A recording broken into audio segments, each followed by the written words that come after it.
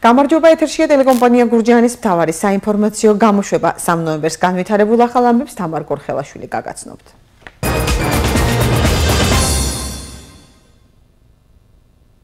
ღვთისმშობელი პისტოლეტით ილიას სახელმწიფო უნივერსიტეტში გამოფენილ ლია უკლებას ნახატს გურჯაანში აფასებენ, რას ფიქრობს სამღვდელოება და მრევლით. იგრძნეს თუ არა თავი შეურაცხყოფილად ღვთისმშობლის იარაღით გამოსახვის გამო. ჩემ პირად სარწმუნოებას არავითარ შემთხვევაში არავინ არ უნდა მიაყენოს შეურაცხყოფა. საკუთარი პოპულარობის ან თვითგამოხატვის გულისთვის აი მსგავს უზნეობას მიმართავს. სამადაშვილების ოჯახის მძიმე ცხოვრება და კეთილი ადამიანების დახმარების იმედად დარჩენილი მოხუცები. რა პირობებში ცხოვრობს ასაკოვანი ცოლ-ქმარი და ვინ დაეხმარება მათ? ლოგინი არის კალპა, ტრაუტები არის დალპა, პოლი არის დალპა. სათნოების სახლი თანადგომა, სადაც მოხუცებს ყოველდღე უფასო სადილს სთავაზობენ. რამდენად კმაყოფილები არიან მომსახურებით და იგეგმება თუ არა რაიონში კიდევ ერთი სახლის გახსნა. მომსახურებიან უმაღლეს დონეზე, კვება აქვს უმაღლესი. როგორც ოჯახში გაამზადონ და გააკეთონ სუფთა და კოხტათ. თელავის მერმა მომრჩევლებს ერთწლიანი მუშაობის ანგარიში წარუდგინა, რაზე გაამახვილა ყურადღება პლატონ კალმახელიძემ. ჩვენ განვიხილავთ მუდმივ რეჟიმში თელავში მიმდინარე პროცესებს. ქართველთა გადასახლება ფერეიდანში. გურჯაანის მოსწავლე ახალგაზრდობის სახლმა ისტორიული მნიშვნელობის ღონისძიებას უმასპინძლა. დღემდე ინახავენ ენას, ჩვენს ტრადიციებს, ჩვენს კულტურას. საღამო მშვიდობისა. ღვთისმშობელი პისტოლეტით ილიას სახელმწიფო უნივერსიტეტში გამოფენილ ლია უკლებას ნახატს დიდი ვნებათა ხელვა მოყვა. ნახატი საპატრიარქო მკრეხელობად შეაფასა და განაცხადა, რომ ის სუიციდის პროპაგანდას წარმოადგენს. საკითხს ეხმაურებიან გურჯაანშიც, რას ფიქრობს სამღვდელოება და მრევლი. იგრძნეს თუ არა თავი შეურაცხყოფილად ღვთისმშობლის იარაღით გამოსახვის გამო. დღეს მათი პოზიციები ნინო სამნიაშვილმა მოისმინა. არის გამოსახული ყოვლადწმიდა ღვთისმშობელი, უჭირავს პისტოლეტი და თავს იკლავს. ეს არის შეურაცხყოფა ჩვენი სარწმუნოებისა და საქართველოსი. ღვთისმშობლის ასე გამოსახვის გამო იგრძნეს თუ არა თავი შეურაცხყოფილად, ამ კითხვით ჩვენ გურჯაანის სამების ტაძრის მოძღვარს და ახალგაზრდა მრევლს მივმართეთ. რა თქმა უნდა, ეს არის როგორც ჩემი პირადი სიწმინდის შეურაცხყოფა, ეს არის როგორც ჩემი პირადის შეხება, რაც მე ვფიქრობ, რომ სხვისი უფლება და სხვისი თავისუფლება თავდება იქ, სადაც სხვისი უფლებები იწყება. და ჩემ პირად სარწმუნოებას არავითარ შემთხვევაში არავინ არ უნდა მიაყენოს შეურაცხყოფა, როგორც მაგალითად მე სხვის სარწმუნოებას. ყველას აქვს საკუთარი აზრის გამოხატვის უფლება, მაგრამ ამ გზით, რომ სხვას მიაყენოს შეურაცხყოფა, ესეთი რამე მე მგონი დაუშვებელია. არის ნებსითი და უნებრივი შეცდომა, მაგრამ ეს არის ალბათ ნებით შეცდომა, ხო უკვე. ჩემი პირადი რა თქმა უნდა შეურაცხყოფაც არის და ეს მართლმადიდებლური სამყარო შეურაცხყოფაც დაუშვებელია რა თქმა უნდა, როცა ეხებიან შენ სარწმუნოებას და იმ პიროვნებას, რომელიც შენთვის დედასავითაა. ორსული ღვთისმშობლის ფრესკა მართლმადიდებლურ ეკლესიაში ერთადერთია. იგი დირბის დედათა მონასტერში რამდენიმე წლის წინ აღმოაჩინეს. ლია უკლებამ კი ამ ფრესკას თვითმკვლელი სახემისსა და მარიამის სათამაშო პისტოლეტით დაარქვა. ზოგის აზრით ეს ავტორმა პოპულარობის მიზნით გააკეთა. საკუთარი პოპულარობის ან თვითგამოხატვის გულისთვის აი მსგავს უზნეობას მიმართავს. ზავს რომ საქართველო არის ყოვლადწმინდა ღვთისმშობლის სიხვედრი. ყოველი ქართველი კაცის სუფრასთანაც კი აუცილებლად საყოვლადწმინდის ყოვლადწმინდა ღვთისმშობლის სადღეგრძელოს სვამს და ისე რომ ნამდვილად ძალიან ძიმეა, როდესაც ქართველი ადამიანი საქართველოში აკეთებს მსგავს რაღაცას. არ მომეწონა, იმიტომ ეს ხატი ერთადერთია სულ 21 საუკუნეში აღმოჩენილი. ორსული ღვთისმშობელის ხატი არ არსებობდა მართლმადიდებლურ სამყაროში და ძალიან მძიმედ მოქმედებს, მაგრამ მოთმინება და სულგრძელობა და სიყვარული არის მართლმადიდებლურს, მე აგრესია არ მაქვს. ილიას სახელმწიფო უნივერსიტეტში კი ასეთი პოზიცია აქვთ. ილიას სახელმწიფო უნივერსიტეტის აკადემიურ საზოგადოებას არასოდეს ჰქონია ვინმე შეურაცხყოფისა და სამოქალაქო სიმშვიდის დარღვევის განზრახვა. ილიას სახელმწიფო უნივერსიტეტი ყოველთვის დაიცავს თავისი პროფესორებისა და სტუდენტების გამოხატვის თავისუფლებას ნებისმიერი ინსტიტუტის ცენზურისაგან. საპატრიარქოს შეფასებით გარდა იმისა, რომ ეს ნახატი ადამიანების რელიგიურ გრძნობებს შეურაცხყოფს, იგი სუიციდის პროპაგანდაცაა. საპატრიარქოს მაგალითად ევროკავშირის წევრი ქვეყნები მოყავს, სადაც ეს სისხლის სამართლის დასჯადი ქმედება.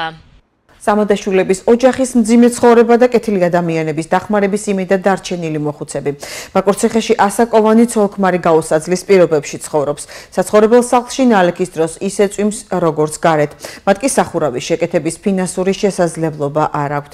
როგორც ამბობენ, სახლი 2013 წლის სტიქიამ დაუზიანა, თუმცა მხოლოდ სურათები გადაუღეს და გამგეობის დახმარება ამით შემოიფარგლა. სამოდაშვილების პრობლემებზე ეთერ თეთრაძე მოგიყვებათ. დაზიანებული სახურავიდან საცხოვრებელ ოთახებში ჩამოსულმა წყალმა იატაკიც რომ არ დაალპოს, დიასახლისმა გამოსავალი ასე იპოვა. 2-3 წელი არის რაც ამ დღეში ვარ.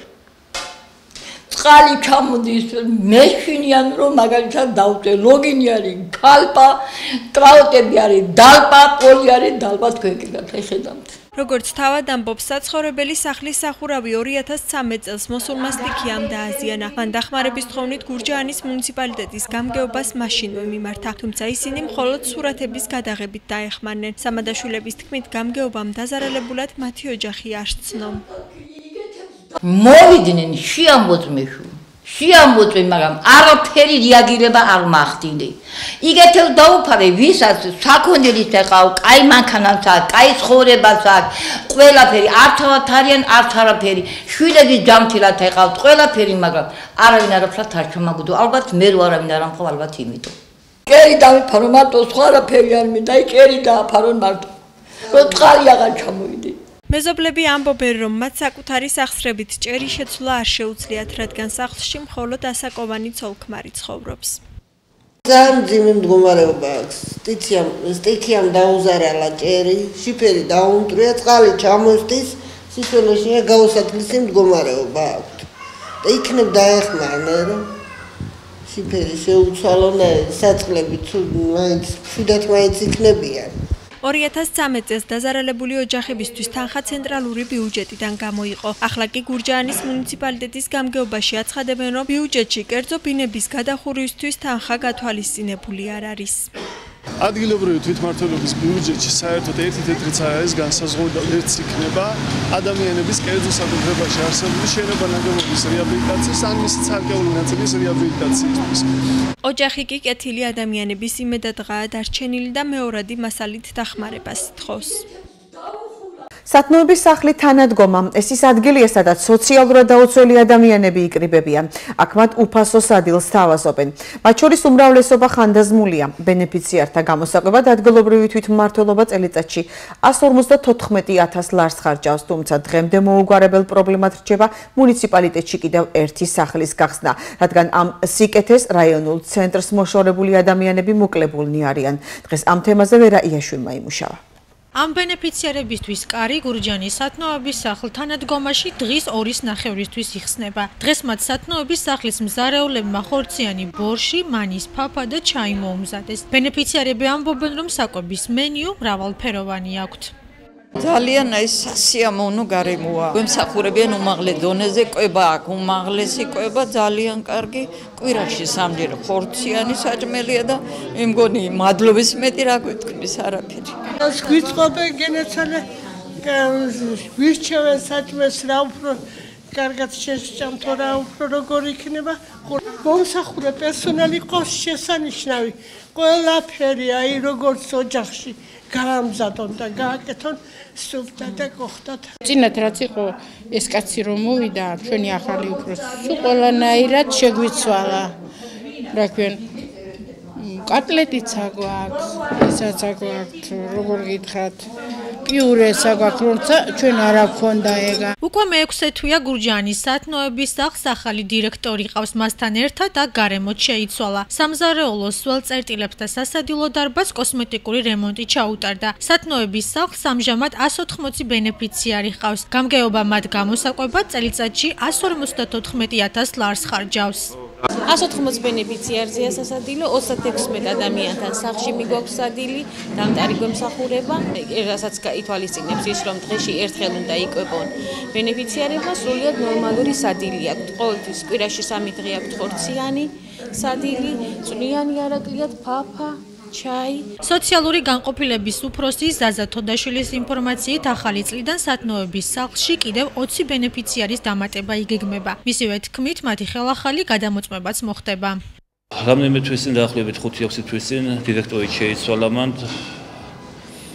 ხო და აშკარად კი არ შემცირდა ფაქტურად აღარ არის საჩივრები მენიუსთან დაკავშირებით, საჭმელების ავკარგიანობასთან დაკავშირებით, პირიქით კმაყოფილები არიან და ერთ-ერთი მიზეზი რომ კიდევ მოიმატა განცხადებების რაოდენობამ და ახალი წლიდან კიდევ იგეგმება მან რაოდენობის გაზრდა ერთ-ერთი მიზეზი ეგრეც არის რომ მენიუ აშკარად გამოსწორდა. დირექცია გურჯაანის რაიონში დამატებითი სათნოების სახლის გახსნის აუცილებლობასაც ხედავს, რადგან ეს სახლი მხოლოდ ქალაქისა და მიმდებარი სოფლების ბენეფიციარებს ემსახურება. მოხუცების შორის გამო აქ სიარულს ვერ ახერხებენ. რომელიმე სოფელში დამატებითი სახლის გახსნის საკითხიც არაერთხელ დადგა. თუმცა გამგეობის ინფორმაციით მომავალ წელს ეს დაგეგმილი არ არის. ამის მიზეზად კი მწირი ფინანსები სახელდება. თელავის მერმა ამომრჩევლებს ერთწლიანი მუშაობის ანგარიში წარუდგინა. შეხვედრაზე პლატონ კალმახელიძემ ინფრასტრუქტურულ სამუშაოებზე ისაუბრა, რომელიც ქალაქის მასშტაბით, როგორც ადგილობრივი, ასევე სახელმწიფო ბიუჯეტიდან განხორციელდა. კალმახელიძე შეეხო კულტურის სფეროში გახარჯულ თანხებსაც და წარადგინა ღონისძიებების ნუსხა. მან ყურადღება გაამახვილა ასევე სოციალურ პროგრამებზე. ისაუბრა სამომავლო გეგმებზეც. შეხვედრის ბოლოს ქალაქის მერმა მოსახლეობის პრობლემები მოისმინა და მათ გადაჭრას უახლოეს დროში დახბირდა. რომელი შეხვედრა იყო ფაქტურად წლის შემაჯამებელი ანგარიში ჩემს ამომრჩეველთან, თელაվել მოსახლეობასთან, მაგრამ ეს არ იყო პირველი და ერთადერთი, რომელიც მე ჩამიტარებია, მე ინტენსიურად, საკმაოდ შეიძლება ითქვას, ყოველთვიურად აღნიშნულ საკითხებთან, გადაჭრის საკითხებთან, გადასაჭრის საკითხებთან დაკავშირებით ვიკრიბებით და ჩვენ განვიხილავთ მუდმივ რეჟიმში თელავში მიმდინარე პროცესებს. ჩემთვისაც ბევრი საკითხი ახლებურად იყო აღქმული, დანახული და მიმაჩნია რომ ეს ტრადიცია ჩვენ დავნერგეთ ჩვენი ხელისუფლებაში მოსვლის შედეგად და შემდგომშიც აუცილებლად უნდა გაგრძელდეს. ძალიან ბევრი რამ გაკეთდა და ნამდვილად შეეტყო ქალაქს და ჩვენი მერი ალბათ სამომავლოდაც ბევრ რამეს გაითვალისწინებს. აქ იყო შეკითხვები, ალბათ ის რაც არ გაკეთებულა და აუცილებლად გაკეთდება, ეჭვიც არ მეპარება. თელავი ევროკავშირის კვირეულს შეუერთდა. პროექტის ფარგლებში ვაჟა-ფშაველას სახელობის სახელმწიფო თეატრში ბალტიური გიტარის კვარტეტის კონცერტი გაიმართა. შესრულდა როგორც ტრადიციული ბალტიური მუსიკა და თანამედროვე კომპოზიციები. ევროკავშირის კულტურის კვირეულის ფარგლებში თელავში კიდევ ერთი ღონისძიება გაიმართება. კვირეული საქართველოში 31 ოქტომბერს დაიწყო და 8 ნოემბერს დასრულდება. The theme for this year's Culture Week is cultural bonds. ჩვენ კვირეულის მიზანია წარმოვადგინოთ ევროკავშირი კულტურული კუთხით, რათა საზოგადოება მიხვდეს, რომ ევროკავშირი არის საუკუნეების კულტურული ტრადიციები და არა მარტო პოლიტიკა. კულტურის კვირეული საქართველოს მასშტაბით 20 სხვადასხვა სახის ღონისძიებას მოიცავს, რომელშიც მონაწილეობას 30-ზე მეტი ხელოვანი იღებს. თელავში ღონისძიებები ორ დღეს გასტანს დღევანდელი ბალტიური გიტარის კვარტეტის კონცერტის გარდა, ხოლო დავით ფუხრიკიძის საჯარო ლექციაც გველდება თანამედროვე თეატრის შესახებ. ჩვენ საქართველოში პირველად ვარ და ჩვენთვის ყოველთვის საინტერესოა ახალ მაყურებელთან შეხვედრა. უკვე ჩავატარეთ კონცერტი თბილისში და ახლა თქვენს ქალაქში ვიმყოფებით. დღევანდელ საღამოს დავუკრავთ როგორც ტრადიციულ, ისე თანამედროვე მელოდიებს, მაგალითად ტანგოს სხვადასხვა ვერსიებს, ასევე პიაცოლას და ვფიქრობ მაყურებელი კმაყოფილი დარჩება. ძალიან კარგია, ძალიან მომეწონა სულათაშვილის მრავალფეროვანი კონცერტია. მართლა ნასიემუნები ვარ, ეს ტირამები ხშირად ტარდებოდეს. საქართველოს მე კერძოდ თელავში უკეთესი იქნება. ქართველთა გადასახლება ფერეიდანში. დღეს გურჯაანის მოსწავლე ახალგაზრდობის სახლმა ისტორიული მნიშვნელობის ღონისძიებას უმასპინძლა. საღამოზე ისტორიული ფაქტები იყო წარმოდგენილი, რომელიც ქართველების ფერეიდანში გადასახლებას მოგვითხრობდა. მასში მონაწილეობა მოსწავლე ახალგაზრდობის ცენტრის მოსწავლეებმა მიიღეს. ღონისძიებას ადგილობრივი ხელისუფლების წარმომადგენლები ესწრებოდნენ. დღევანდელი ღონისძიება შეეხება იმ ტრაგიკული მოვლენების გახსენებას, რომელსაც ადგილი ჰქონდა კახეთში 1614-1617 წლების განმავლობაში.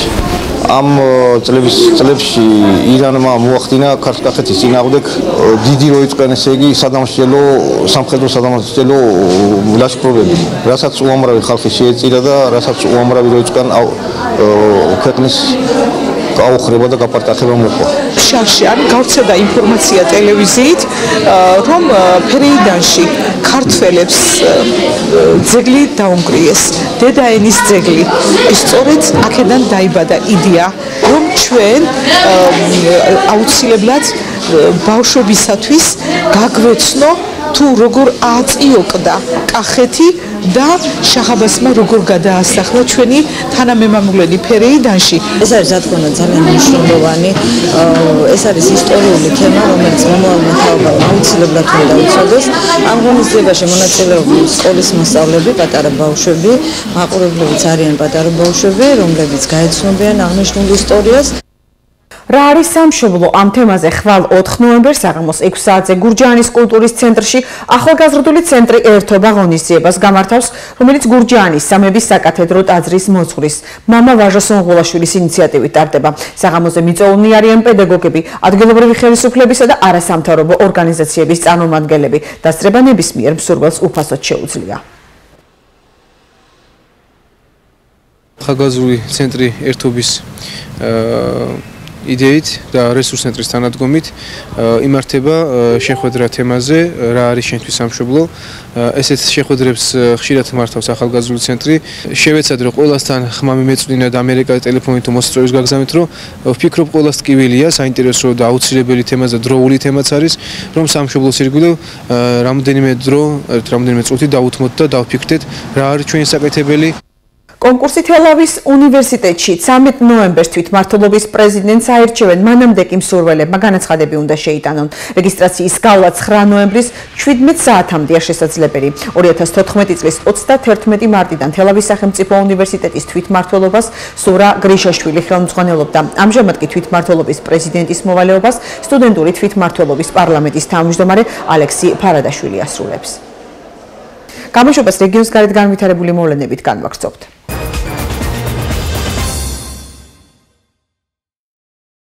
ესტონეთში ოფიციალური ვიზიტით მყოფ საქართველოს პრემიერ-მინისტრს ესტონეთის რესპუბლიკის პრეზიდენტმა სასახლეში უმასპინძლა. ტომას ჰენდრიკ ილვესის სტუმარს საპატიო ყარაულით დახვდა. პირისპირ შეხვედრაზე ორ ქვეყანას შორის მჭიდრო და ნაყოფიერი თანამშრომლობის საკითხები, საქართველოს ევროპული და ევროატლანტიკური ინტეგრაციის პროცესები, არსებული გამოწვევები და სამომავლო პერსპექტივები განიხილეს. ამის შემდეგ საუბარი გაფართოებულ ფორმატში გაგრძელდა. ტომას ჰენდრიკ ილვესმა საქართველოს პრემიერ-მინისტრი ირაკლი ღარიბაშვილის ვიზიტი ორი ქვეყნის განსაკუთრებული პარტნიორობის დადასტურებად შეაფასა და კიდევ ერთხელ გამოთქვა საქართველოს ევროპული და ევროატლანტიკური ინტეგრაციის პროცესებში მტკიცე მხარდაჭერის მზადყოფნა. დღესვე ირაკლი ღარიბაშვილი ესტონეთის პარლამენტის პრეზიდენტს ეიკი ნესტორს შეხვდა. საქართველოს მთავრობის მეთაურმა მასპინძელთან ერთად პარლამენტის ისტორიული შენობა დაათვალიერა და საპატიო სტუმრების წიგნში ჩანაწერი გააკეთა. მხარეებმა ორმხრივი ურთიერთობების საკითხებზე და თანამშრომლობის გაღრმავების მნიშვნელობაზე ისაუბრეს.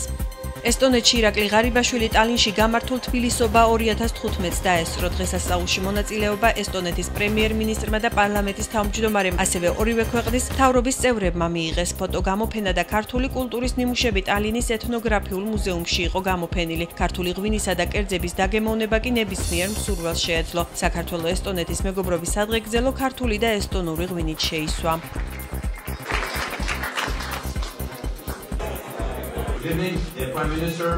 ჩემთვის დიდი პატივია დღეს თქვენთან ერთად იმ ისტორიული მეგობრობის აღნიშვნა, რომელიც აკავშირებს საქართველოსა და ესტონეთს. საქართველო ყოველთვის თვლიდა და თვლის ესტონეთს თავის ერთ-ერთ ყველაზე სანდო მეგობრად. ჩვენს ქვეყნებს შორის დიდი გეოგრაფიული დისტანციაა, მაგრამ ჩვენ გვაკავშირებს საერთო წარსული, საერთო ღირებულებები და საერთო მისწრაფებები. საქართველოს პრეზიდენტი გიორგი მარგველაშვილი ევროპარლამენტის დელეგაციას შეხვდა, რომლის შემადგენლობაშიც ევროკავშირისა და საქართველოს საპარლამენტო ასოცირების კომიტეტის წევრები შედიან. ევროპარლამენტის დელეგაციას ევროპარლამენტის წევრი ბრიტანეთიდან საჯად ქარიმი ხელმძღვანელობს. საგარეო ურთიერთობათა საკითხებში საქართველოს პრეზიდენტის მრჩევლის თენგიზ მხალაძის განცხადებით, საპარლამენტო ასოცირების კომიტეტი ახალი ორგანოა, რომელიც ასოცირების შეთანხმების საფუძველზე შეიქმნა და რომლის მიზანიც ასოცირების შეთანხმების განხორციელებაზე დემოკრატიული მხედველობის განხორციელებაა. შეხვედრისას საუბარი შეეხო საქართველოს ევროკავშირის ასოცირების ხელშეკრულების იმპლემენტაციის პროცესს, მიმდინარე დემოკრატიულ რეფორმებს და ოკუპირებულ რეგიონებში შექმნილ ვითარებას. შინაგან საქმეთა სამინისტროს ოფიციალური ვიზიტით ჩინეთის სახალხო რესპუბლიკის კერძოდ გუანჯოუს ვიცე-მერი და სხვადასხვა სამსახურის ხელმძღვანელები ეწვივნენ. შეხვედრას შინაგან საქმეთა მინისტრის მოადგილე დავით ხუციშვილი და სამინისტროს დეპარტამენტების უფროსები ესწრებოდნენ. გაცნობით შეხვედრაზე სტუმრებს სამინისტროში განხორციელებული რეფორმები გააცნეს და დაგეგმვის სიახლეებზე ესაუბრნენ. მხარეებმა ასევე ისაუბრეს საქართველოსა და ჩინეთს შორის არსებულ თანამშრომლობაზე და დასახეს სამომავლო გზები. შინაგან საქმეთა სამინისტრომ უკანონო ცეცხლსასროლი იარაღი და საბრძოლო მასალა ამოიღო. სამართალდამცველებმა 41 წლის მამაკაცი ცეცხლსასროლი იარაღის და საბრძოლო მასალის მართლსაწინააღმდეგო შეძენა შენახვის და ტარების ბრალდებით დააკავეს. მისი პირადი და საცხოვრებელი სახლის ჩხრეკისას კი სხვადასხვა ტიპის ცეცხლსასროლი იარაღი და საბრძოლო მასალა ამოიღეს. დაკავებული ჩადენილ დანაშაულს აღიარებს. დაკავებულის პირადი და საცხოვრებელი სახლის ჩხრეკისას სხვადასხვა დასახელების ცეცხლსასროლი იარაღი და დიდი რაოდენობით საბრძოლო მასალა ამოვიღეთ. გამოძიება ცეცხლსასროლი იარაღის და საბრძოლო მასალის მართლსაწინააღმდეგო შეძენა შენახვის და ტარების ფაქტზე მიმდინარეობს. საქართველოს განათლებისა და მეცნიერების სამინისტროში ივანე ჯავახიშვილის სახელობის თბილისის სახელმწიფო უნივერსიტეტის სტუდენტთა სამუშაო ჯგუფთან მორიგი შეხვედრა გაიმართა. შეხვედრას მინისტრი თამარ სანიკიძე და სპორტისა და ახალგაზრდობის საქმეთა მინისტრის მოადგილე რევაზ ჯაველიძე ესწრებოდნენ. სამუშაო შეხვედრაზე ამჯერად თბილისის სახელმწიფო უნივერსიტეტში სპორტის სხვადასხვა სახეობის განვითარების ხელშეწყობასა და სპორტულ ინფრასტრუქტურასთან დაკავშირებული პრობლემების შესახებ იმსჯელეს.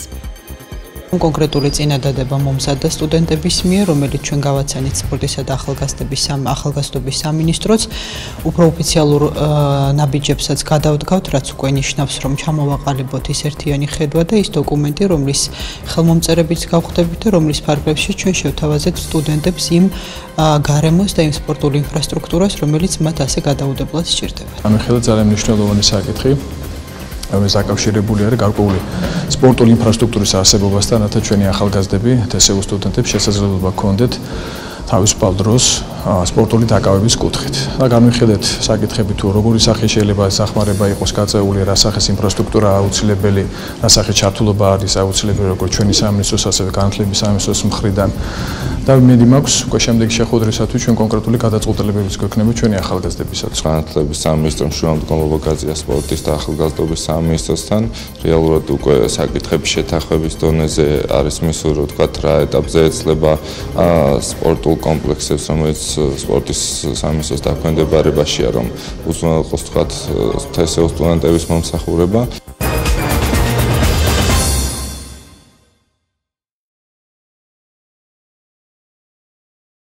იშვიათი ცხოველი სახეობა ჰიმალაის მთებში ფარულმა კამერამ თოვლის ჭიქი დააფიქსირა. უჩვეულო სპეცოპერაცია ელექტროგადამცემ ხაზებში გახლართული თოლია და მაშველი ვერტფენით. გამოშვებას უცხოეთის ამბებით განვაგრძობთ. ეგვიპტეში რუსული სამგზავრო თვითმფრინავის ჩამოვარდნის ადგილას მომუშავე ექსპერტებმა აღმოაჩინეს ელემენტები, რომელიც ლაინერის კონსტრუქციას არ ეკუთვნის. ამის შესახებ რუსული სააგენტო TASS საკუთარ წყაროებზე დაყრდნობით იტყობინება. წყაროს თანახმად ნაპოვნი ელემენტები ექსპერტიზაზეა გადაგზავნილი კატასტროფას, რომელიც ეგვიპტეში 31 ოქტომბერს მოხდა. 224 ადამიანი ემსხვერპლა. დაღუპულთა უმრავლესობა რუსეთის მოქალაქეა. მათი ცხედრები სპეციალური რეისით სანქტ-პეტერბურგში უკვე გადაასვენეს. პაკისტანში კი თვითმფრინავის ავარიულად დაშვების შედეგად დაახლოებით 10 ადამიანი დაშავდა. ამის შესახებ უცხოური საინფორმაციო საშუალებები იტყობინებიან. თვითმფრინავი ქალაქ ლაჰორის აეროპორტში დაეშვა. ბორტზე 100-ზე მეტი ადამიანი იმყოფებოდა. ინციდენტის მიზეზად ტექნიკური გაუმართაობა სახელდება. ევროპელი დამკვირვებლების კრიტიკა თურქეთის არჩევნებს. ქვეყანაში არასამართლიანი საპარლამენტო არჩევნები ჩატარდა. ამის შესახებ ევროსაბჭოს საპარლამენტო ასამბლეა აცხადებს. 1 ნოემბრის არჩევნებს აფასებს EU-ს დასკვნაში ნათქვამია, რომ საპარლამენტო არჩევნებამდე თურქეთში აგორებული ძალადობის ტალღა არჩევნების შედეგებს კითხვის ნიშნის ქვეშ აყენებს. ახლა კი საინტერესო ამბები, რომელიც პალიტრატივიმ და ზოოკლუბმა გაავრცელეს. უჩვეულო სპეცოპერაცია ელექტროგადამცემ ხაზებში გახლართული თოლია და მაშველი ვერტფრენით. ვირჯინია ბიჩზე რამდენიმე წლის წინ ჩატარებული სამაშველო ოპერაცია ალბათ ერთ-ერთი ყველაზე ემოციური სანახავია. ელექტროგადამცემ ხაზებში გახლართული თოლიას გადასარჩენად სპეციალურად გაწვრთნილი მაშველი და პილოტი მიემართებიან. სპეცოპერაცია წარმატებით დასრულდა. იშვიათი ცხოველის სახეობა ჰიმალაის მთებში ფარულმა კამერამ თოვლის ჭიქი, ანუ ირბისი დააფიქსირა. გარეული ცხოველი თავის ბოკვერთან ერთად ტყის სიღრმიდან გამოვიდა. ეს ცხოველი იმდენად მიუვალ ადგილებში ცხოვრობს, რომ მეცნიერებისთვის ყველაზე ნაკლებად არის შესწავლილი. რამდენიმე წელია მისი კამერაზე დაფიქსირება ვერავინ შეძლო. ბიოლოგები განაგრძობენ მის შესწავლას და ასევე სწავლობენ, თუ როგორ შეეგუება თოვლის ჭიქი გლობალურ დათბობას, რომელიც დღეს მსოფლიოში მიმდინარეობს. ირბისი იმდენად ცოტა რაოდენობით არის შემორჩენილი დედამიწაზე, რომ წითელ წიგნში მოხვდა. დაბოლოს დღის სხვა ამბები. მამუკა გორგოძე ინგლისი 2015-ის სიმბოლური ნაკრების წევრია. მსოფლიო თასის დასრულების შემდეგ საერთაშორისო რაგბის მეზღვეურმა მსოფლიო რაგბიმ 2015 წლის გამორჩეული პერსონები დაასახელა. დაჯილდოების საზეიმო ცერემონიალზე ინგლისი 2015-ის გენერალურმა სპონსორმა სოსიეტე ჟენერალმა სარაგბო სამყაროს მსოფლიო თასის სიმბოლური გუნდი გააცნო. 15 უძლიერეს მოთამაშეს შორის მეექვსე ნომრის პოზიციაზე ბორჯღალოსნების კაპიტანი მამუკა გორგოძე მოხვდა. შეგახსენებთ, რომ გორგოძე ინგლისში გამართულ მსოფლიო თასზე ორ შეხვედრაში დასახელდა საუკეთესო მოთამაშედ ტონგასთან მოგების შემდეგ და მსოფლიო თასის მომავალ გამარჯვებულ ახალ ზელანდიასთან მარცხისას. 32 წლის კალათბურთელი ნიკოლოზ სკიტიშვილი კარიერას იაპონიაში გააგრძელებს. ინფორმაციას პორტალ ჯიზე გავრცელდა. შეგახსენებთ, რომ სკიტიშვილი სეზონის დასაწყისში NBA-ის წარმომადგენელ კლიპერსში ვარჯიშობდა, შემდეგ ჩინეთში იყო, სადაც თითქმის გადაწყვეტილი იყო ფუჯიანში ჩარეცხვა. მას ეპატიჟებოდნენ თბილისის ვითა და ლიბანის შამპილიც. ახლა კი ვნახოთ, როგორი ამინდი იქნება ხვალ.